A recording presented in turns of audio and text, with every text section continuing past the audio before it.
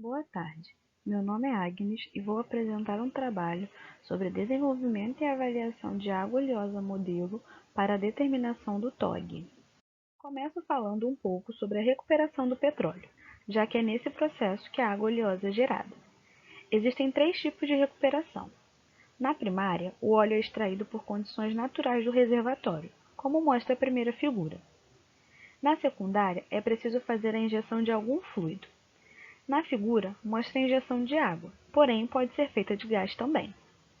Na terciária, são utilizados métodos mais avançados, como, por exemplo, a água antes de ser injetada é tratada com aditivos que podem reduzir a viscosidade do óleo, alterar a molhabilidade das rochas, entre outros.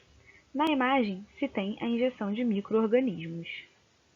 Nesse processo de recuperação, a concentração de água deve ser menor que 1%, pois gera um maior consumo de energia, um aumento nas instalações de coleta, armazenamento e transferência, reduz a vida útil e a efetividade dos catalisadores e aumenta a corrosão das colunas de destilação, trocadores de calor, entre outros.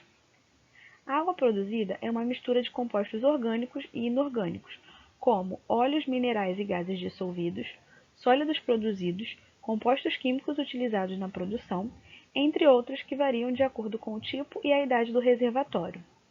A água produzida, por possuir óleo emulsionado, pode contaminar solos e águas subterrâneas. Sendo assim, antes de ser reaproveitada, seja para injeção na mesma formação rochosa, tratamento para descarte, reutilização em campos de petróleo ou para atingir a qualidade ideal das irrigações, pastos, alimentações de animais e gados, precisa ser tratada por métodos físicos, químicos e biológicos, que podem ser utilizados separadamente ou de forma combinada, visando melhorar a eficiência da separação da água do óleo e do gás. Na figura ao lado, podemos ver as etapas de tratamento da água produzida, retirando particulados e reduzindo o teor de óleo para que possua a concentração adequada de 42 ppm, segundo o CONAMA. Depois do tratamento, é necessário determinar o teor de TOG na água para garantir que pode ser descartada. A sua determinação pode ser por métodos destrutivos, como gravimetria, análise total de carbono, destilação, entre outros, e por métodos não destrutivos, como métodos elétricos, micro-ondas, infravermelho, UV visível, ultrassom, entre outros. No presente trabalho, utilizaremos a determinação por gravimetria, que é a metodologia aceitável pelo CONAMA. O objetivo do trabalho é desenvolver e avaliar a água oleosa modelo estável e reprodutível, visando a sua utilização em trabalhos futuros na determinação de TOG por UV visível e ultrassom. Dando início ao nosso método de preparo, foram realizados testes preliminares com dois tipos de processamento, ambos com 1000 ppm de óleo. O primeiro teste foi realizado com auxílio do processador UltraTurrax T50. No sistema é colocado água destilada e tuning 80 com agitação de 6.000 rpm, enquanto o óleo é adicionado. Essa adição dura 1 minuto. Após esse processo, a rotação é diminuída para 5.000 rpm e permanece por 2 minutos. O segundo processamento foi por processador ultrassônico, que contou com uma emulsão de óleo em água identificada em trabalhos passados que é estável por mais de 24 horas. E pensou-se em diluir e agitar por 15 minutos em agitador mecânico em 600 rpm. Para avaliar a estabilidade, foi utilizado o equipamento TurbiScan. Essa técnica permite a identificação dos processos que estão envolvidos na desestabilização de uma emulsão. A figura mostra o gráfico do Índice de Estabilidade do TurbiScan, TSI, em função do tempo para as duas amostras de água oleosa. A análise teve duração de 5 horas, e quanto menor o TSI, mais estável é o sistema. Com isso, temos que a água processada com o homogeneizador do tipo UltraTurrax foi bastante instável, quando comparada ao sistema utilizando o processador ultrassônico. Outro método de avaliação foi pela distribuição do tamanho de gota, DTG, que foram determinadas pelo analisador de tamanho de partículas Zeta-Sizer do tipo nano. A figura apresenta gráficos de distribuição de tamanho por 5 horas. É possível observar que no sistema processado com UltraTurrax, a polidispersão é altíssima, pois a curva de DTG indica gotas em regiões populacionais bastante distintas ao decorrer da análise. Essa variação em função do tempo é indicativo de instabilidade do sistema, pois à medida que vai ocorrendo a coalescência das gotas no meio, gotas maiores vão sendo formadas. A outra figura corresponde ao sistema preparado com processador ultrassônico e apresentam curvas de distribuição bimodal com regiões populacionais entre 100 e 10.000 nanômetros, com característica mais homogênea em função do tempo. Os resultados obtidos em ambos equipamentos coincidem, mostrando a eficiência da utilização do processador ultrassônico associado ao agitador mecânico. Essa estabilidade está relacionada ao fenômeno de cavitação acústica que ocorre durante o processamento com a ponteira de ultrassom, onde são formadas bolhas que permitem a dispersão de gotículas de água e óleo, gerando pequenas partículas com distribuição de tamanho estreita. Com isso, foi definida a metodologia 1 para ensaios futuros.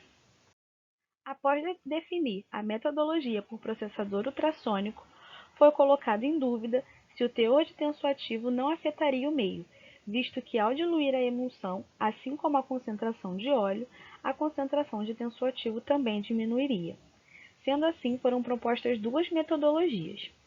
Na metodologia 1, como mostra na figura, a emulsão de óleo em água, com 67% de óleo, 33% de água e 10% de twin, é processada no processador ultrassônico. A partir dessa emulsão, foram retiradas alíquotas e dispersadas em água destilada sob agitação mecânica por 15 minutos. Na metodologia 2, a concentração de óleo se manteve e o teor de tensoativo aumentou. Porém, para que isso fosse possível, o óleo, o tensoativo e a água destilada foram processados diretamente no processador ultrassônico, com posterior diluição dessa solução em água destilada sob agitação mecânica por 15 minutos. As amostras foram caracterizadas no Zeta Sizer Nano, e como pode ser observado, a metodologia 1 foi a que proporcionou sistemas mais estáveis, pois o processamento da emulsão garantiu gotas pequenas e uniformes, diferente do que aconteceu na metodologia 2, onde ocorre uma flutuação do tamanho das gotas. Sendo assim, alguns fatores como teor de óleo, salinidade, temperatura e a redispersão manual e mecânica foram analisados na estabilidade, sendo esses dois últimos fatores provenientes da colaboração interlaboratorial. Então, como a amostra foi encaminhada para outros laboratórios e não sabíamos as temperaturas durante o trajeto e o tempo que isso levaria, analisamos esses dois fatores.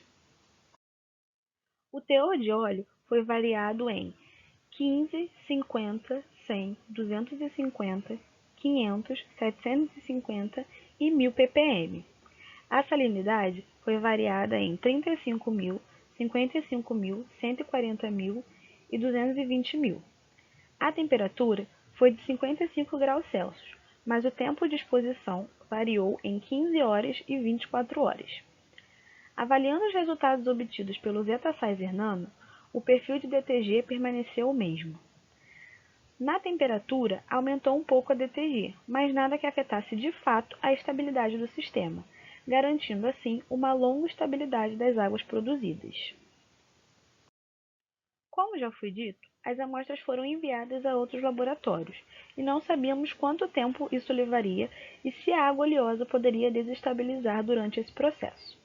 Sendo assim, realizamos esse teste de reativação da amostra, e foi visto que mesmo após a sua desestabilização, era só agitar manualmente ou por um agitador mecânico e a amostra voltava às suas características iniciais.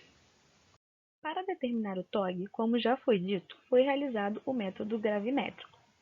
Foi baseado no método padrão SM5520, onde a amostra é extraída por meio de um solvente e depois destilada para a evaporação do mesmo.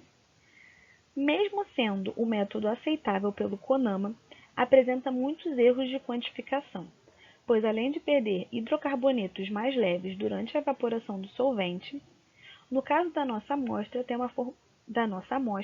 temos a formação de emulsão durante a extração. Sendo assim, é necessário centrifugar a amostra, o que também pode gerar perdas ao processo. Isso pode ser observado claramente nessas amostras que fizemos com 100 ppm de óleo, onde todas obtiveram entre 70 e 60 ppm de recuperação. O objetivo do trabalho foi alcançado por meio da metodologia 1, onde mesmo com menos tensoativo, obteve-se sistemas estáveis devido ao processamento ultrassônico e à utilização da emulsão estável. Fatores externos não influenciaram na estabilidade, confirmando assim a eficiência do método. Caso a água oleosa venha a ter uma desestabilização, é possível ter suas características iniciais apenas agitando novamente. Devido à baixa sensibilidade do método gravimétrico, como próximos passos é preciso desenvolver metodologias mais sensíveis, como por exemplo o UV visível. A problemática desse método para nossas amostras será na absorção do nosso óleo mineral utilizado. Por isso, deve-se utilizar sondas que vão facilitar a absorção, logo a quantificação, podendo ser corantes, hidrocarbonetos poliaromáticos, asfalteno, entre outros. Obrigada pela atenção.